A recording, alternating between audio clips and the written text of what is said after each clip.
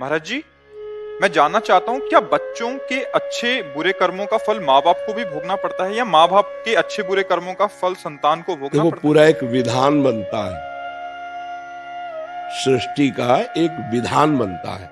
जैसे उस बच्चे के कर्म से आपका कर्म जुड़ा हुआ है। अब वो बच्चा अशुभ कर्म करने वाला और आपका पूर्व का अशुभ कर्म दोनों मिल रहे हैं। अब वो ऐसा पैदा होगा कि उसका आतंक बढ़ेगा, दुष्टता बढ़ेगी और आप सुन सुन करके जलोगे, आपको गालियां मिलेंगी, आपका अपमान होगा, आप हर समय जलते रहोगे। पुत्र ही तो है। एक पुत्र पैदा हुआ, शुभ कर्म, आपका शुभ कर्म मिला, ऐसे आचरण, ऐसा उसका नाम रोशन हो रहा है कि उसके साथ आपका नाम जोड़ा जा रहा है, आप आनंदित हो रहे हैं, आप प्रसन्न हो रहे हैं। गर्भ से ही ऐसा पैदा हुआ, जीवन भर उसकी सेवा करो, एक बूंद पानी देने लायक नहीं रहेगा वो। अब ये क्या है? वो तो अभी पैदा हो रहा है, लेकिन पूर्व का कर्म आपके संबंध से युक्त है, इसलिए आपको भोगना पड़ेगा। एक जो संत सर्वज्ञ थे, उनकी बताई हुई बात हम आपको बता रहे हैं। दो मित्र एक गांव से धन प्राप्ति के लिए, आपको इसी में उत्तर मिल जाएगा, धन प्राप्ति के लिए बंबई गए। तो वहां होटल में बर्तन मांजने की सेवा की। धीरे धीरे अर्थ बढ़ा, धीरे धीरे वो ठलियां लगाने लगे, धीरे धीरे उनके फिर और धन बढ़े तो होटल खोल लिए। अब होटल ऐसा कि लाखों रुपया उनके रोज आने लगे। अब मित्र ने कहा कई वर्ष हो गए, गांव नहीं चले, चला जाए क्या, 2-4 दिन के लिए नौकरों के हाथ में समर्पित करके चलें। एक मित्र के मन में आया कि कौन जानता है कि हमारे पास है, अगर इसको मार देते हैं तो पूरा होटल मेरा, पूरी संपत्ति मेरी। तो उसने कहा अवश्य चलेंगे, और भोजन में जहर मिला दिया और वो मित्र मर गया।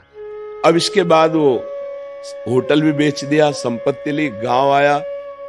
गांव वालों ने पूछा तुम्हारे साथ वो गए? वो रास्ते से ही हट गए थे, कहां गए हमें पता नहीं। अब कौन प्रमाण दे कि इनके साथ था, उसको मार दिया। खेती खरीदी, बड़ा व्यापार किया। अब गांव के व्यापार में बंबई के व्यापार से आए हुए धन में बड़ा अंतर, कई गुना उन्होंने जमीन खरीद ली, व्यवस्थाएं बढ़ गई। अब सुंदर उनका ब्याह हुआ और लड़का हुआ, बड़ी खुशी, बड़ा आनंद। लड़का पढ़ने लगा। जब लड़का 20-22 का हुआ तो उसको अमेरिका भेजा पढ़ने के लिए, तो पैसा है। अब वहां बीमारी शुरू हुई, ऐसी बीमारी उसके अंदर हो गई, गंदी बीमारी, कि पैसे से पैसे यहां जाते रहे। खेती बेच डाली, जो जो खरीदा था सब बेच डाला, जो पर्सनल था वो भी बेच डाला।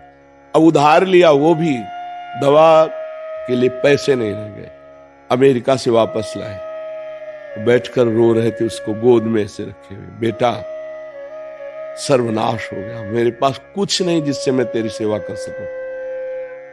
वो मुस्कुराया, उसने कहा जाना, मैं वही तुम्हारा दोस्त हूं जिसको तुम जहर दे के आए थे, कोई नहीं जाना। अब मैं तुम्हारे पुत्र के रूप में जन्म लिया और तुम्हारा सर्वनाश देखो हो गया ना, अब मैं जा रहा हूं। अब जिंदगी भर तुम जैसे थे उससे भी नीचे गिरकर जलते रहोगे, और उसका परिणाम तो अभी नहीं, ये ब्याज है, परिणाम तो नर्क भोगने को मिलेगा। तुमने मित्र द्रोह किया, आया तो पुत्र बन के, लेकिन नाश किया ना, कर्मों का भोग। दोनों का संयोग मिलता है, पिता और पुत्र का तभी होता है। एक पुत्र आता है, पिता का नाम रोशन करता है, पिता सुखी। एक पुत्र आता है, थप्पड़ मार के बुढ़ापे में घर से बाहर निकाल देता है।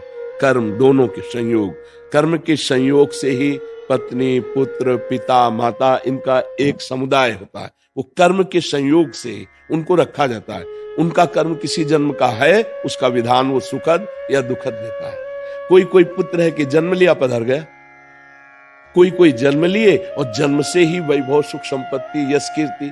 कोई जन्म लिए, जन्म से ही सब ह्रास और नष्ट होना शुरू। ये दोनों के कर्म के संयोग से होता है। अकेले ना पिता का कर्म होता है, ना अकेले पुत्र का कर्म होता है। समझ पा रहे हैं आप?